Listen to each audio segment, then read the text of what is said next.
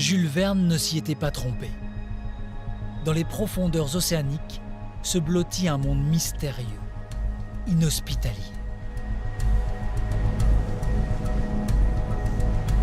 Dans le sillage du pourquoi pas, le Nautile et son équipage de scientifiques parcourent quelques lieues sous les mers pour ausculter les pulsations de ce monde. Ils sondent les abysses. Un voyage vertical, par 4000 mètres de fond. L'objectif de cette mission de l'Ifremer, trouver des sources hydrothermales. Ces architectures volcaniques regorgent de métaux, des plus courants comme le fer ou le cuivre, aux plus précieux comme l'or ou les terres rares.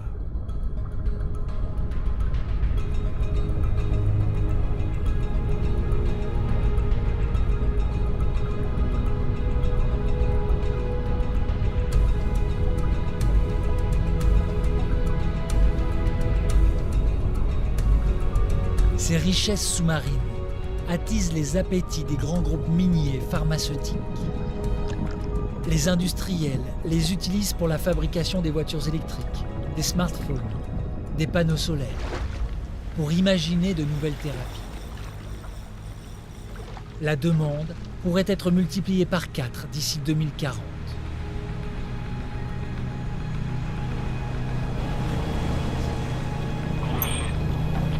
Ewan, Cécile et Marianne vont collaborer et apporter leurs connaissances pour mieux comprendre ces grandes profondeurs.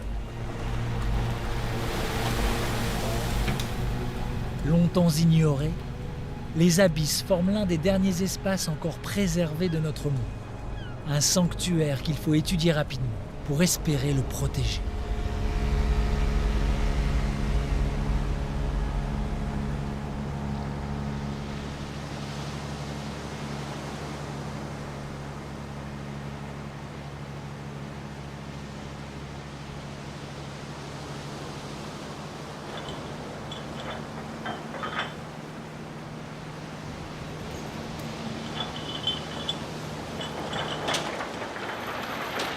La campagne entame sa première semaine de mer. Et tout commence par une simple pêche au caillou. La première rencontre avec les abysses se fait donc à bord du bateau. Allez, c'est parti. Ça y est, c'est la première drague qui nous ramène des échantillons aussi importants. Et donc on voit très bien qu'il y a tout de suite beaucoup de couleurs dans les échantillons. Donc ça, c'est un bon signe. Hop. Si vous voyez des choses avec des couleurs bien blanches, vous les mettez de côté. Ouais, des quartz, des zones, ou alors des basaltes très très altérés. Il est bien vieux ce verre, bien oxydé. Ewan est géologue. Il s'intéresse tout particulièrement à la présence de métaux sur le plancher océanique. Ces métaux, mélangés à la roche, indiquent la proximité d'une source hydrothermale, le Graal des abysses. Là, on est sur des laves assez anciennes. Là, on voit très bien qu'il y a beaucoup de roches très sombres, donc des laves. Là, on va essayer de chercher des choses qui ont plus de couleurs, qui montrent la présence de roches avec des sulfures, avec du quartz, etc. La drague déverse plus d'1 tonne de roches sur le pont arrière du navire. Autant d'échantillons qu'il faut trier pour collecter les premiers indices. Bon, ça c'est de la lave un peu altérée, mais c'est pas ce qu'on recherche. C'est pas encore ce qu'on cherche. C'est la qualité, pas la quantité.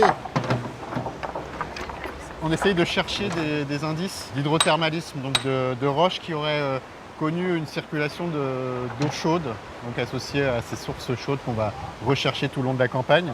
Donc là, c'est un peu une recherche, un peu d'une aiguille dans une meule de foin. On va essayer de regarder tous les cailloux. Des fois, il peut y en avoir qu'un ou deux, donc sur un panel de cailloux comme ça peut prendre un peu de temps. Donc on va essayer de regarder ça rapidement. On va essayer de séparer les échantillons, d'en garder quelques-uns et puis voir ce qu'on trouve, quoi. Ewan dirige cette nouvelle mission d'exploration du plancher océanique. Une tâche titanesque pour les 80 scientifiques et marins du bord en quête de nouvelles sources chaudes. Ces sources de métaux sont rares, elles sont précieuses. elle nous serait surtout indispensable pour accélérer la transition énergétique et l'abandon des combustibles fossiles. Les scientifiques ont quitté le grand centre de recherche marine de Brest pour rejoindre le point de départ de cette campagne exceptionnelle à Pointe-à-Pitre. Durant cette semaine, les océanographes explorent une zone de 10 000 km². Une zone située le long de la dorsale atlantique, le plus grand relief volcanique sur Terre. Cette cicatrice géologique partage l'océan sur plus de 16 000 km, à la limite des grandes plaques tectoniques européennes, américaines et africaines.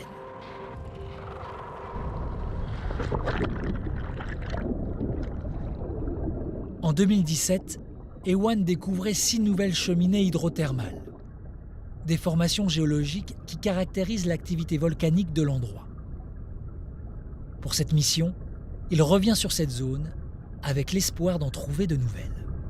Ces systèmes hydrothermaux, on les voit très bien sur les images de surface, avec ces cheminées et ces panaches. C'est des sortes de geysers dans les grands fonds. Et pour se former, en fait, c'est relativement simple. Il faut de l'eau qui circule dans la croûte océanique. Il nous faut une sorte de tuyauterie, donc des fractures. Donc au niveau de la limite des plaques, c'est idéal. Et surtout, il nous faut une source de chaleur qui nous permette en fait de réchauffer l'eau de mer. Et ensuite, quand elle est chaude, par densité, elle va remonter et partir à la surface du plancher océanique et former ces fumeurs.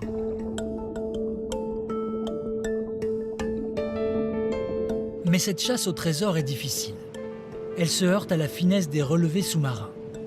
Car localiser une cheminée hydrothermale dont la taille n'excède pas celle d'un terrain de foot est un véritable casse-tête pour les équipes scientifiques du bord. Alors le moindre indice a de l'importance.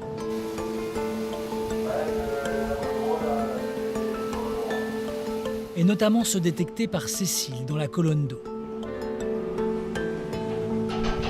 Les 24 bouteilles de cet étrange carrousel ont collecté des échantillons à différentes profondeurs. On a suivi le panache sur plusieurs kilomètres. La 7 n'a pas fermé. Ouais, la 7 a... On a claqué combien? On en a claqué 13. 1, 2, 3, 4, 5, 6. La géochimiste veut repérer certains éléments comme le méthane ou le manganèse, qui sont les principaux traceurs d'une source chaude, des indicateurs fiables de sa présence. Donc, là, on prélève pour différents paramètres en fait, physico-chimiques. On fait des analyses à bord et à terre, enfin surtout à bord là, et ça nous permet de tracer le panache et de savoir où il est. Et le temps est limité à bord, donc il faut absolument en tirer le meilleur parti, quoi. On a 45 jours, on a 800 km à explorer, donc chaque minute compte. Ce temps-là, il nous permet d'acquérir des données qui n'ont jamais été acquises jusqu'à présent et qui vont nous permettre d'aller chercher ces sites hydrothermaux, d'aller les repérer. C'est vraiment un laboratoire au milieu de l'océan, quoi. L'instrument de mesure est déployé tous les jours. Les analyses se multiplient. La recherche des sources hydrothermales se précise. On a un gros panache là, on est proche du site, mais proche à 5 km, quoi. Maintenant, ce serait bien, on va envoyer Ulix pour essayer de resserrer la maille et puis après on va plonger et on espère le trouver, quoi. Les océans nous sont de plus en plus familiers. Mais notre connaissance de ce qui se passe sous la surface reste limitée. Les conditions de température et de pression, l'épaisseur de la colonne d'eau empêchent les scientifiques d'atteindre facilement les abysses. Seul un quart des fonds marins de notre planète sont cartographiés. Et cette vision des abysses devrait pourtant s'affiner avec l'arrivée des sous-marins intelligents. Celui de l'Ifremer s'appelle Ulix. Ulix scanne les grands fonds. Il cartographie, photographie, mesure les reliefs en une seule et unique plongée à plus de 3500 mètres de profondeur. Il représente un atout précieux pour gagner du temps en réduisant les zones de recherche. Tiens bon pour l'instant. On commence à virer. Mathias t'accompagne, hein. Du mou sur l'axial, plus. Faut accompagner. Encore un peu de mou. Ce tout nouvel outil d'exploration est déployé pour la première fois lors d'une campagne en haute mer. On met à l'eau. Vas-y.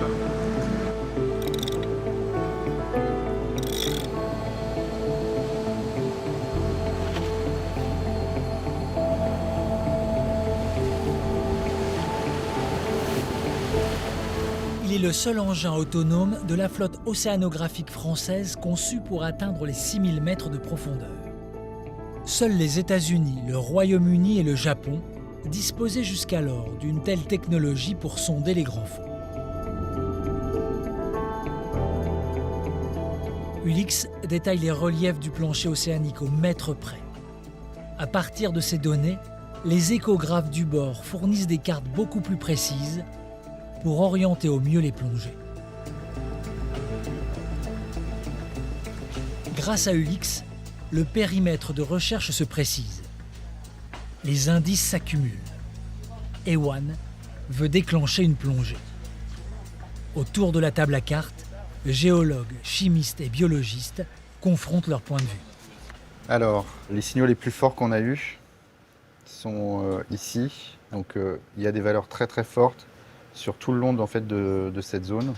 Et qu'on a probablement une zone qui diffuse énormément, avec probablement énormément de méthane. Donc potentiellement, c'est plus des choses par là. Plus des choses par là, ouais, pour l'activité, hein, pour l'actif. Toute cette zone-là, ou là, plus dans ces cuvettes un peu rugueuses, ça pourrait être très rigolo d'aller regarder ça. Alors après, on va voir. On a clairement une source qui nous envoie un signal dans la colonne d'eau à 3350.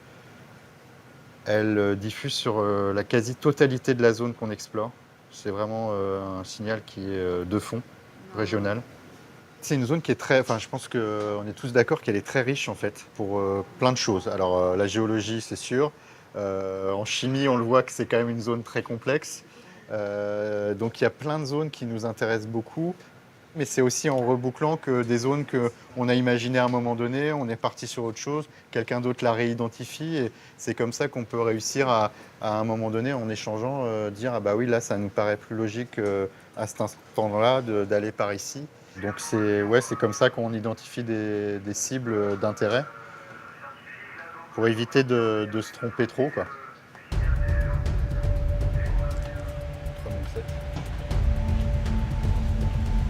Les chercheurs ont donc déterminé une zone qu'il faut explorer sans plus attendre.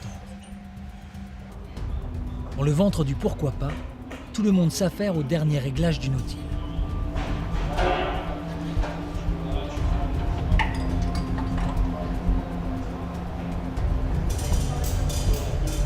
Au-dessus, attention. Hop, ça passe. Il recule pas, c'est bon. Avant une plongée, on est toujours très concentré. Donc, en fait, en plus, là, c'est la première plongée de la mission. Souvent, la première plongée, c'est vraiment ce qui donne le top départ d'une mission avec le Nautilus. Donc, c'est toujours un moment important, toujours un moment un peu stressant, forcément. 22 plongées sont programmées. 22 plongées et un seul objectif. Trouver de nouvelles cheminées hydrothermales. Ça, c'est cool. Bon, tu nous trouves un petit site là Alors, je vais essayer de trouver au maximum. Hein. Si on trouve le site, on préparer le champagne à la sortie. Là. Au début, ça va être assez chaud là quand on va être dans la sphère, en attendant d'être un peu au fond. Il faut attendre bien 1000 mètres pour commencer à voir la sphère qui refroidit. Et après, au fond, l'eau est à 2 degrés. Donc là, on va passer dans une sphère qui va être assez froide. Donc, on va passer là d'une ambiance, là on voit une émulation, pas mal de bruit, à un milieu froid et calme, tout le monde du silence. Exactement. 2043 plongées, magnifique. Ewan embarque avec Franck, le pilote, et Gilles, son copilote. Ils vont plonger à 3600 mètres. Dans 9 heures, ils espèrent remonter avec une bonne nouvelle. Allez, salut. La découverte d'une source chaude. Le sous-marin jaune rend accessible l'immensité des fonds marins. Il est le seul en Europe à pouvoir embarquer des chercheurs à ces profondeurs extrêmes. Ce submersible permet aux scientifiques de traverser les différentes strates de l'océan, de la couche littorale où se concentrent les activités humaines et la vie marine telle que nous la connaissons, jusqu'aux recoins les plus sombres des abysses.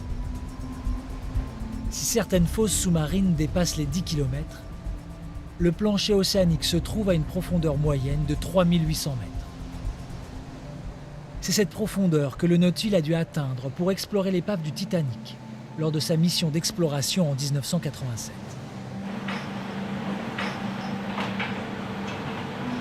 Vous pouvez commencer à mettre les faux bras. Ouais, c'est correct, 200 mètres sur le vent du point.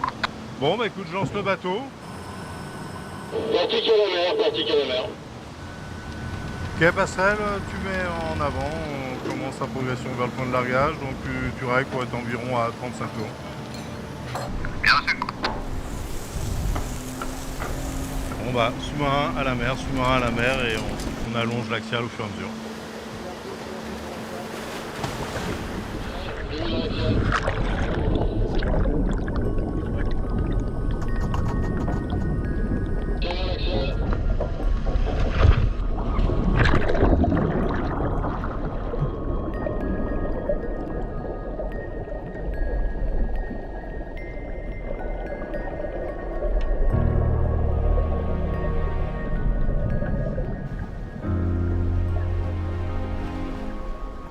Le sous-marin s'enfonce à la vitesse d'1 mètre par seconde dans les grands fonds.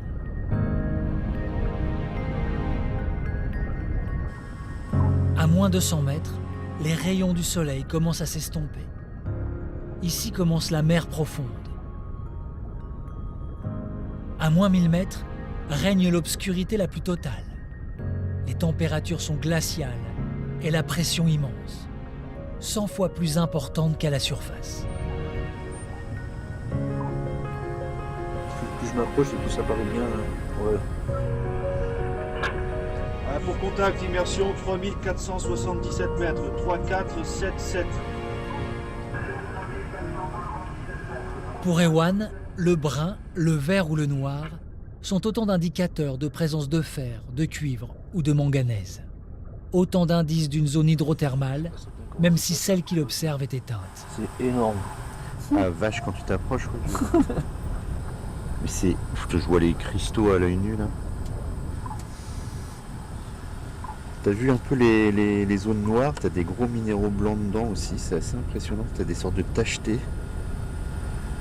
Là c'est magnifique, il y a un pilot qui s'est éventré et ça s'est figé, il y a une sorte de... Mais à chacune de ces plongées, c'est surtout l'aventure extraordinaire d'être l'un des rares à survoler cette terre inconnue qui l'emporte. Et parfois c'est la crainte de rester piégé dans ce minuscule globe en titane de 2 mètres de diamètre. On se rend pas compte tant qu'on l'a pas vu.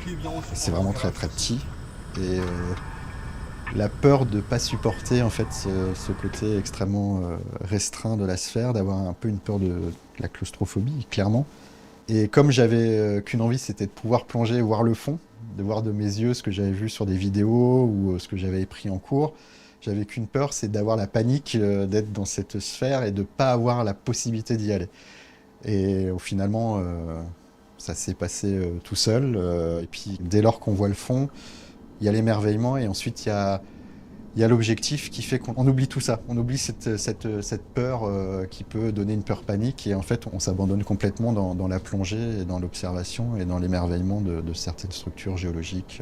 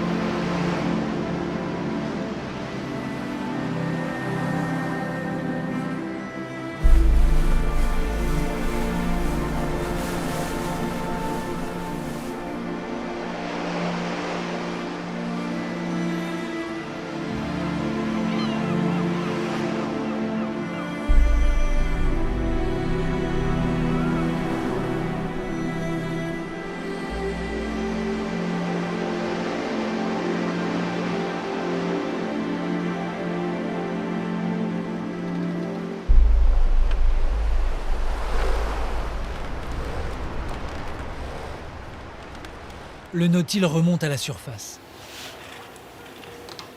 Un soulagement pour certains, une impatience pour tous d'examiner les premiers prélèvements effectués lors de la plongée.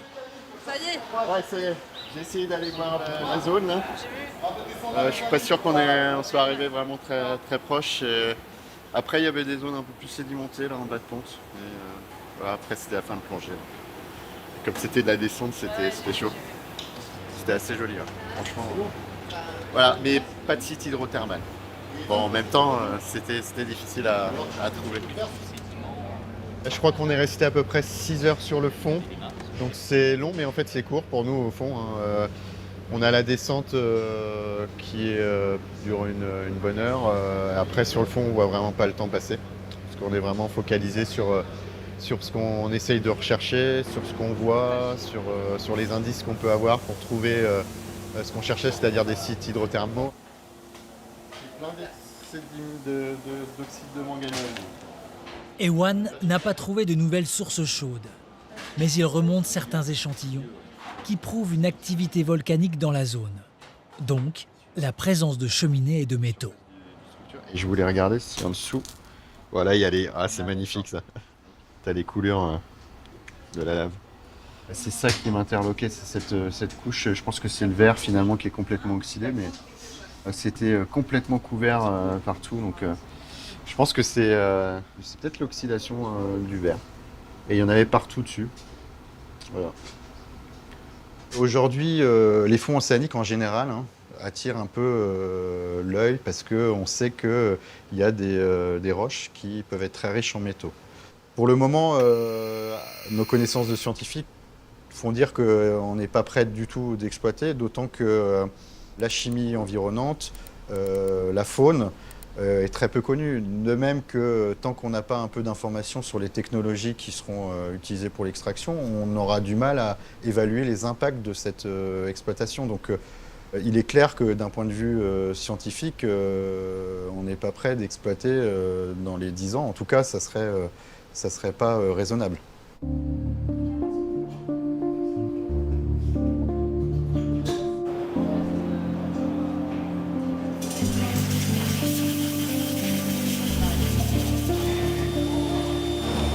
Pour repérer un nouveau site, le Nautile ne collecte pas que des roches au fond de l'eau. Il y trouve aussi d'étranges animaux, des traces d'écosystèmes mystérieux qui fascinent les biologistes. Donc ce sont des restes de coquilles de clames. Ça doit être probablement un Tumoricus.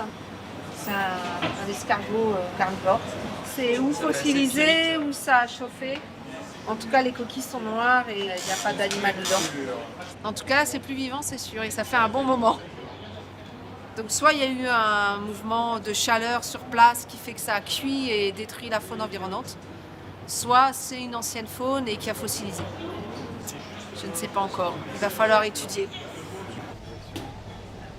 Marianne traque la moindre parcelle de vie. La microbiologiste documente une biodiversité souvent invisible à l'œil nu. Des micro-organismes associés aux échantillons remontés par le Nautile. Alors l'ossor rouge, la roche est probablement rouge, qui est en général un indice de fer. Donc probablement qu'on a une roche assez riche en fer ici, qui s'est dégradée en fait dans l'eau. Je tapote, c'est pour éviter d'avoir trop de liquide. Putain, la couleur, elle m'impressionne. T'as vu ça un peu? C'est du délire, hein.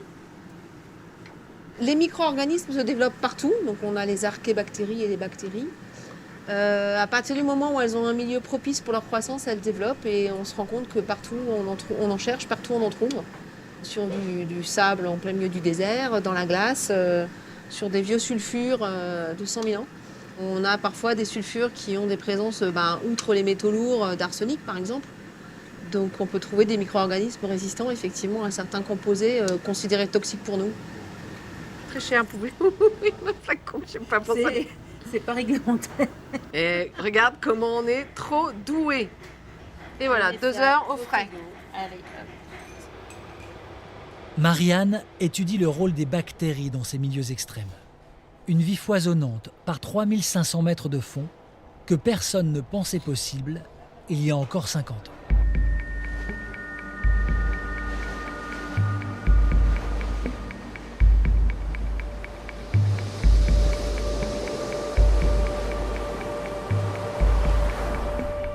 La campagne Hermine 2 entame sa 3e semaine de mer. À bord, les journées se succèdent au rythme des plongées. Les durées d'exploration avec le Nautilus sont limitées. Le pourquoi pas doit donc se positionner le plus près possible du secteur à étudier.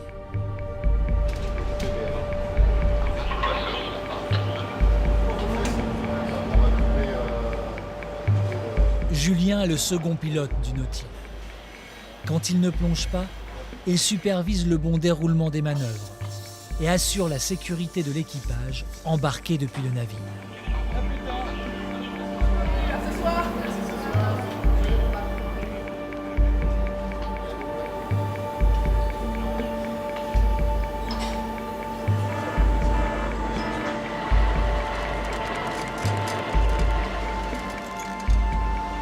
Ouais, c'est bon, les plongeurs sont à bord. Nautilus, tu as l'autorisation de plonger.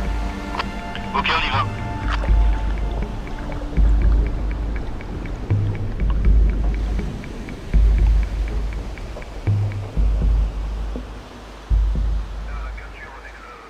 Avec le sédiment, et on a planté le cône dans du jaune, là, jaune ocre. D'accord, ok, ça marche. Division au-dessus 95 mètres au 41. Donc du coup là on est dans la zone de quart de suivi du sous-marin. Donc le sous-marin est en permanence en contact avec le bateau avec un téléphone acoustique. On a aussi un positionnement acoustique, donc on peut voir sur les écrans, on arrive à suivre en direct la position du sous-marin et nous en surface gérer la position du bateau pour éviter qu'on ait trop de bruit, que le bateau soit trop au-dessus du sous-marin, ces choses-là. Oui, est-ce que je peux avoir un recalage, s'il te plaît? Alors, ta position X 178, unité 7-8, Y 275, 2-7-5. Moi, je ne m'étais pas prédestiné à la navigation, hein. Je ne fais pas de voile, je ne faisais pas de plongée bouteille, je ne faisais rien du tout. Du coup, j'ai dit, bon, tente le coup, hein, ça doit être pas mal. Je me suis un peu renseigné sur la société, j'ai vu que ça bossait beaucoup avec Ifremer et tout, donc c'était un peu à côté de chez moi. Et ça fait maintenant 21 ans que j'y suis et je m'éclate dans mon travail. C'est diversifié à fond, on rencontre énormément de personnes. Oui, Nautilus, je t'écoute. Pour moi, tu es arrivé sur le profil, tu viens de dépasser le point 1 de, je vais te dire combien, sur une mission un peu différente. On a fait quelques catastrophes, malheureusement, comme le Prestige, un pétrolier au large de la Galice. C'était bizarrement assez joli au fond. Ces deux morceaux d'épave avec ce pétrole qui remontait. On aurait dit du caramel qui remontait tout doucement. Après, par contre, les phases de nettoyage et les surfaces et les dégâts que ça a engendré, c'était assez horrible. Mais sur le fond, les épaves, c'est toujours un peu particulier, hein. C'est une attention qui est encore plus importante que quand on travaille là sur les missions scientifiques. Mais c'est toujours un peu mystique au fond, c'est une grosse masse qui se découvre au dernier moment, c'est assez chouette. On peut y aller? Prêt?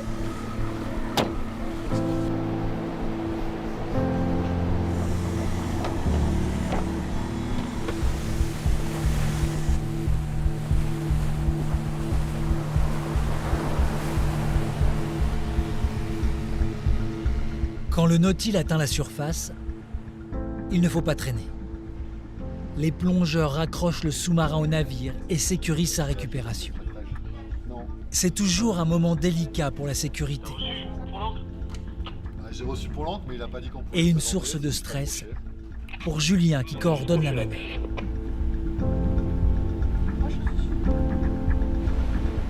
La priorité, c'est les plongeurs. Les sous-marins, ils sont dans un sous-marin qui ne craint pas grand-chose, mais les plongeurs, c'est ceux qui sont le moins à l'abri dans les conditions de météo qu'on a là. Je connais bien la phase plongeur, hein. Je l'ai été pendant plus de 10 ans, donc je connais les conditions très calmes. C'est de la baignade et les conditions très musclées où quand on sort de l'eau, on est bien content. Allez, on va finir derrière. Moi, je descends, Gilles. Ouais.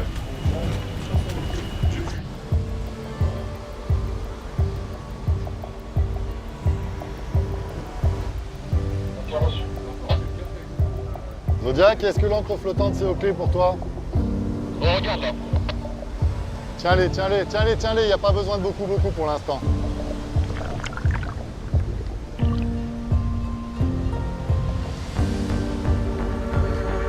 C'est bon, tu peux donner un peu d'humour à gauche. À gauche, à gauche, à gauche. Voilà, un peu à gauche. Et tu tiens un peu à droite.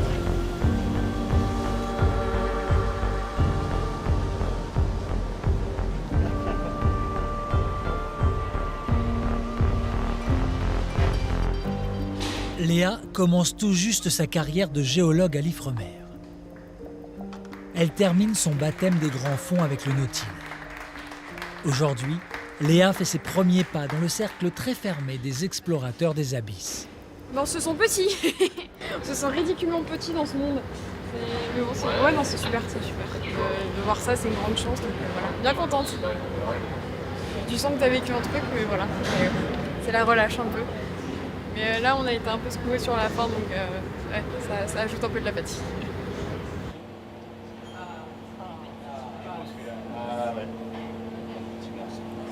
Celle-là, elle est belle. Et pour sa première mission, Léa rapporte une structure géologique essentielle pour caractériser la zone. Une architecture minérale rare, témoin de l'activité volcanique de l'endroit. C'est une cheminée hydrothermale, donc éteinte, le cycle n'était pas actif, mais c'est un indice de haute température. Donc, c'est ce qu'on cherche, c'est exactement ce qu'on cherche dans la mission. Donc ouais, il est spécial celui-là.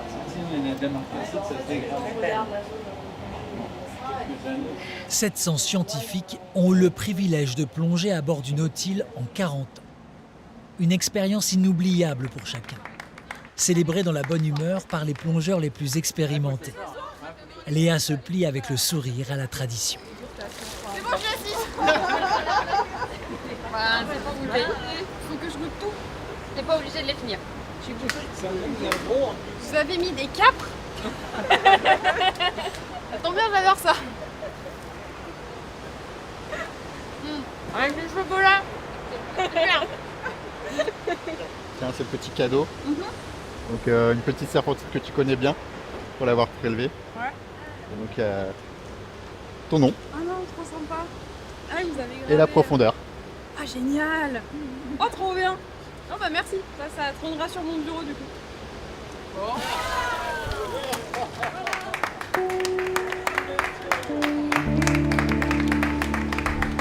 Pourquoi je sens que je vais regretter ça?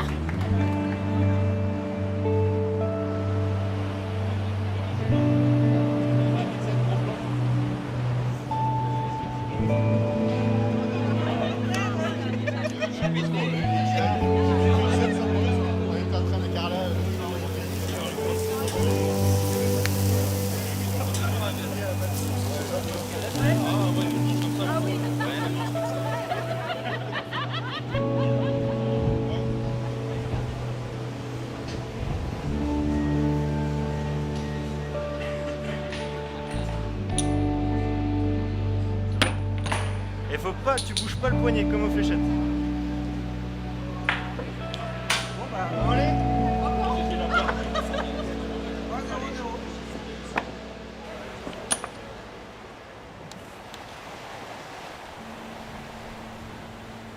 Le rythme de travail est soutenu pendant la campagne. Et le repos parfois trop court. Le temps reste un facteur clé dans cette course aux abysses.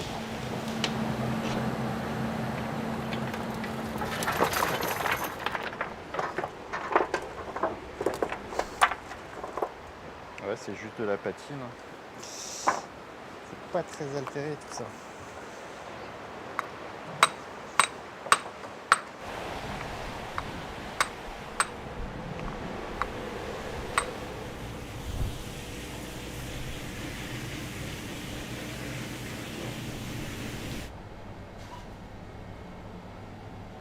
Cécile termine le conditionnement des derniers prélèvements d'eau. Elle référence chaque flacon. Tac tac, je vais aller chercher de quoi faire le... Mais l'océanographe mesure sa chance d'observer ces environnements si lointains. J'ai toujours aimé travailler dans le milieu aquatique, l'eau, etc. Mais je me suis jamais dit que je serais cousteau, et encore moins que je plongerais pour aller voir des sources hydrothermales. Mais après, quand je me suis mis dedans, J'ai bien aimé en fait aussi, c'était ce côté adrénaline, coup de boost, devoir bien planifier les choses pour que tout se fasse bien. Ça me plaît bien. C'est des milieux atypiques quoi.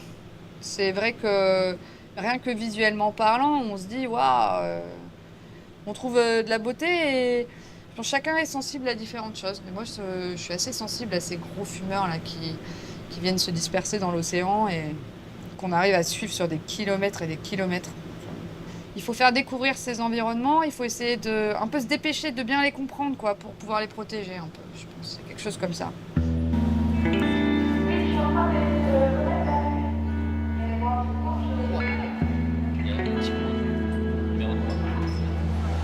Si aucun site actif n'a finalement pu être repéré, certains de ces échantillons rocheux renseignent Ewan sur le développement de la vie abyssale.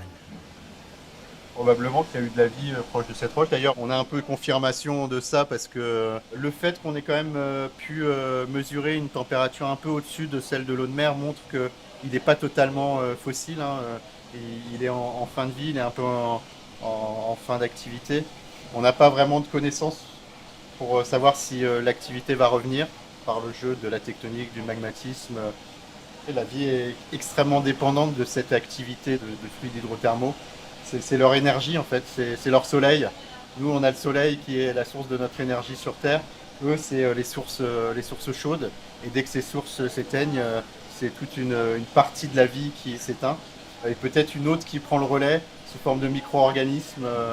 C'est ces choses-là que certains de nos collègues microbiologistes essayent de regarder, voir s'il n'y a pas une autre vie qui colonise ces systèmes qui est très différente, peut-être moins exubérante, mais peut-être aussi originale.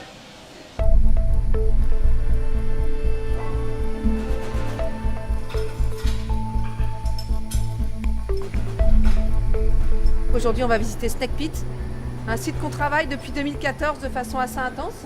On va aller rencontrer des habitats avec beaucoup de crevettes, quelques petits gastéropodes, quelques crabes. Voilà, pour les principaux, des poissons souvent aussi qu'on trouve aux alentours dans la partie la plus froide. En fait, c'est très très long à étudier un animal. Et donc du coup, on a besoin de prendre beaucoup de temps par animal en fait.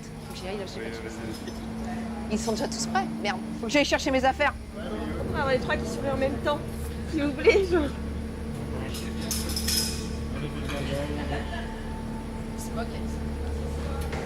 Bye bye, oui, je te ramène tes crevettes. C'est la dernière semaine de mer pour l'équipage du Pourquoi pas. Les dernières plongées vont se focaliser sur des cheminées hydrothermales déjà explorées.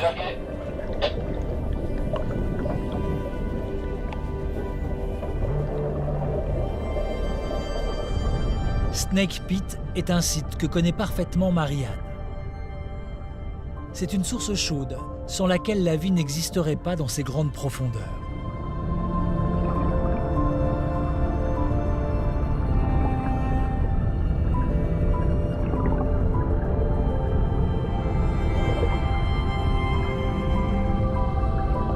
Un site qu'elle doit détailler pour estimer l'évolution de la biodiversité, notamment les juvéniles, les plus jeunes spécimens.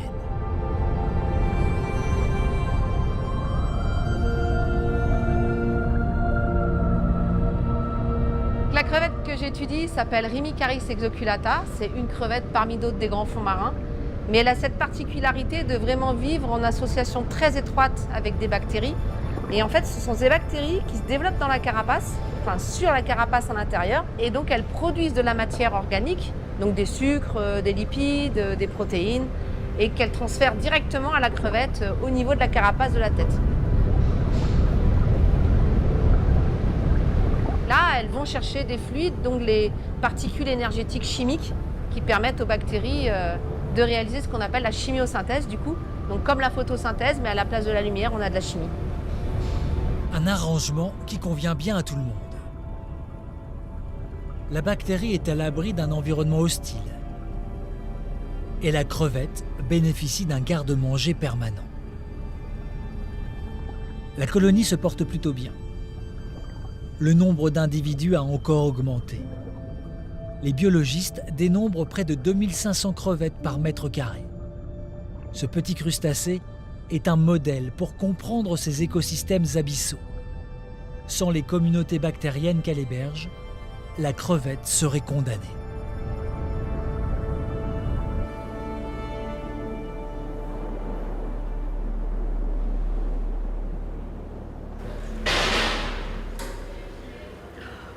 Bon pour la balise du coup quand tu l'as fait.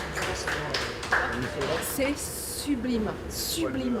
Ça, c'est énorme. Falaise, c'est balèze, il fait plus de 2 mètres. Les ruches, il y a une colonne tout en bas jusque tout en haut du volcan. C'est impressionnant. On sort toujours de là émerveillé quand on voit qu'il y a la vie, il y a les fluides, il y a les fumeurs, il y a les roches, c'est extraordinaire. Donc forcément on ressort avec la banane, hein, même si on est fatigué. Super beau, crevé. Hein. C'était bien speed. D'ailleurs un peu de boulot je crois. La biodiversité des grands fonds étonne toujours autant les scientifiques. Elle est si riche qu'ils estiment qu'elle serait plus importante que celle des forêts tropicales. Elle compterait plusieurs millions d'espèces. Alors, tu m'as fait de bêtises? Ce qui m'étonne, c'est cette couleur violette là. On la voyait à l'écran à un moment, je dis pourquoi elles sont violettes? Si je regarde en plus celle-là, on a l'impression qu'elle est remplie de... Tu vois comment c'est? De bactéries. Ouais, c'est plein. Je ne m'attendais pas à ça, moi. Allez, lunettes, gants, c'est parti. Marianne étudie cette relation singulière entre la crevette et les millions de bactéries qui colonisent sa carapace. Car dans les grands fonds, ces organismes sont sans doute un maillon essentiel pour comprendre l'adaptation du vivant à ces conditions extrêmes. Par contre, là, les crevettes, j'ai l'impression qu'elles sont mieux coupées que tout à l'heure. Ce sont des modèles qui nous apprennent que la vie est possible dans un milieu naturellement toxique, naturellement pollué. Et ce sont des systèmes où il y a un potentiel génétique qu'on ne connaît pas encore et qu'on est loin d'avoir fini de découvrir. Alors pas que la crevette, hein, mais tous les écosystèmes des grands fonds. Par exemple, une des éponges des grands fonds a une molécule qui lui sert à elle à se défendre, qui semble avoir une activité anticancéreuse vraiment très forte, beaucoup plus forte que ce qu'on pouvait imaginer. Finalement, ça ressemble un petit peu à ce qu'on étudie avec nos collègues médecins, parce qu'on a des collègues médecins qui utilisent le microbiote. On sait qu'aujourd'hui, le deuxième cerveau, il est quand même là, qu'il y a beaucoup de communication, il y a plein de molécules. On pensait être dû à l'humain, mais en fait, c'est nos bactéries. Là, j'en ai une qui est pas mal abîmée, je sais pas si tu vas la garder. Bon, c'est pas trop grave, hein. Tu vois, là, la bronchiostège, elle est un peu ouverte, mais là, ça va. Pas mal, ouais. On se dit que peut-être en élevage, peut-être en crevetticulture et en vétérinaire, on a des pistes de choses intéressantes à creuser là, sur le fait que ces crevettes qui sont jusqu'à 2500 individus au mètre carré, c'est vraiment énorme, elles semblent pas être malades. On ferait ça en élevage, on aurait des problèmes. Donc il y a quelque chose chez ces crevettes-là qui fait que soit il n'y a aucun virus et aucune bactérie pathogène dans les grands fonds, ce qui n'est pas le cas, il y a des virus, on le sait, soit elles ont une arme de défense qui font qu'elles ne sont pas malades, ou en tout cas on n'a pas observé de chute de population explicable par des maladies. Donc là, il y a vraiment quelque chose de très intéressant à comprendre dans ces populations qui sont dans les grands fonds, isolées de nous.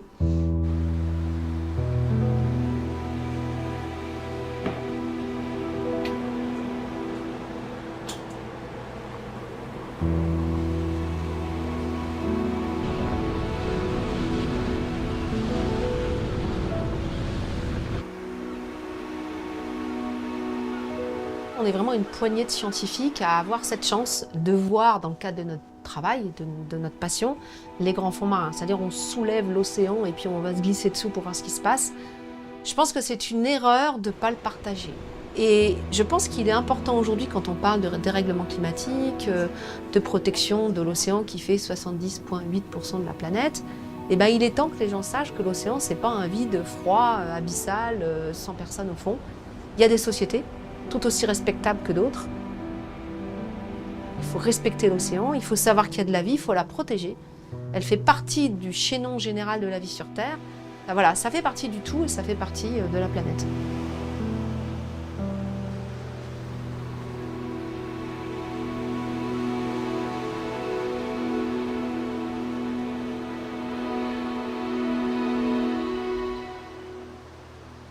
Après 45 jours de mer, une autre aventure scientifique commence loin des reliefs sous-marins de l'océan Atlantique.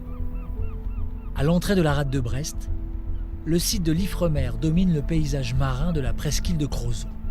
La campagne océanographique rapporte en laboratoire plus de 2 tonnes de roches. Les données collectées par Ewan révèlent de nouvelles pistes de recherche.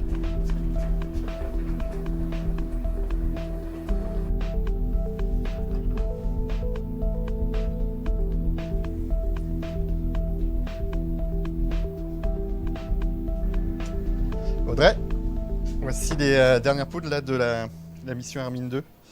Il y a des priorités dans les échantillons Oui, l'idée c'est de se focaliser du coup sur tout ce qui est minéralisé. Donc commencer par ça, regarder un peu toute la panoplie d'éléments et notamment tout ce qui est métaux précieux, particulièrement l'or. Ok. Audrey analyse les concentrations chimiques des premiers lots de poudre rocheuse. Les résultats se révèlent. Il y a des traces d'or plus élevées que prévu sur le site de Tag. Un site actif étudié par les chercheurs de l'Ifremer lors de la campagne. J'ai commencé à passer l'ADR 016 sur l'or et j'ai 14 ppm d'or. Ça te paraît cohérent comme valeur C'est assez étonnant sur la zone de Tag. C'est pas une zone qui est connue pour beaucoup d'or. Est-ce que tu sais si c'est des échantillons oxydés ou sulfurés? Savoir un peu. Parce que c'est vrai que là ça fait quand même beaucoup, 14 ppm. Ouais, mais c'est assez étonnant d'avoir autant d'or dans des échantillons de Tag. Ça, il faudra qu'on regarde vraiment plus en détail au microscope. C'est vrai qu'on fait beaucoup de travail préparatoire en mer, donc les échantillons sont vraiment préparés en vue des analyses à terre. On a des premières analyses en mer qui nous permettent de nous concentrer sur les priorités qu'on va avoir au retour au labo. Et c'est un temps qui est quand même assez long. Là, on va en avoir pour au moins 3 mois d'analyse sur les échantillons de roches. On dit souvent que sur une campagne en mer, on a à peu près entre 4 et 5 ans de travail depuis la campagne jusqu'ensuite la valorisation, c'est-à-dire l'écriture de papiers scientifiques qui nous permettent de montrer les résultats qu'on a eus. Donc voilà à peu près le temps d'une campagne en mer.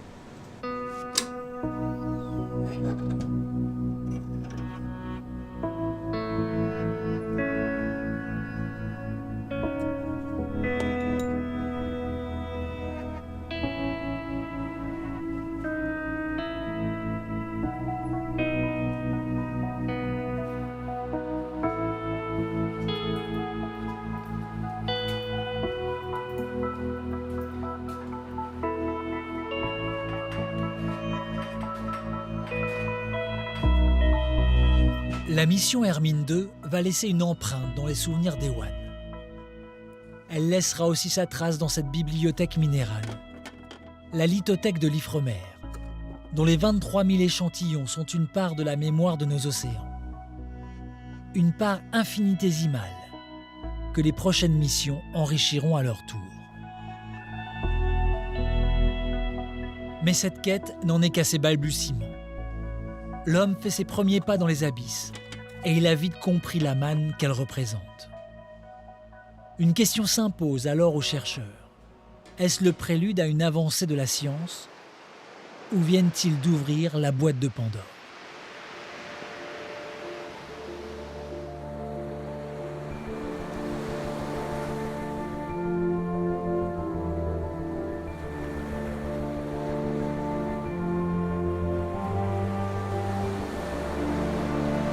C'est vrai qu'ici, on est au bout du monde donc, et au début de l'océan. C'est notre terrain de jeu à Ifremer. C'est un terrain extrêmement vaste. Aujourd'hui, on parle de ressources. C'est vrai qu'il y a beaucoup d'engouement, mais en termes de ressources, on ne connaît pas grand-chose. Et ce n'est pas parce qu'on a trouvé un objet qui est riche en métaux que ça en fait une ressource. D'autant que pour les systèmes qui nous concernent, on ne les connaît que depuis 45 ans, ce qui est très très peu. Et on ne sait même pas s'il y a une vraie ressource aujourd'hui dans les fonds marins, même s'il y a vraiment cette course à vouloir aller plus vite peut-être que la musique. et d'aller directement dans cette exploitation qui est peut-être un peu prématurée aujourd'hui. La communauté scientifique espère cartographier 80% des fonds marins d'ici 2030. Mais cartographier n'est pas connaître. Le traité de protection de la haute mer, adopté début mars par l'ONU, témoigne d'une volonté de préserver l'océan. Il aura fallu patienter 20 ans pour parvenir à cet accord. Mais sera-t-il suffisant pour contraindre les appétits économiques et protéger ces milieux si fragiles ?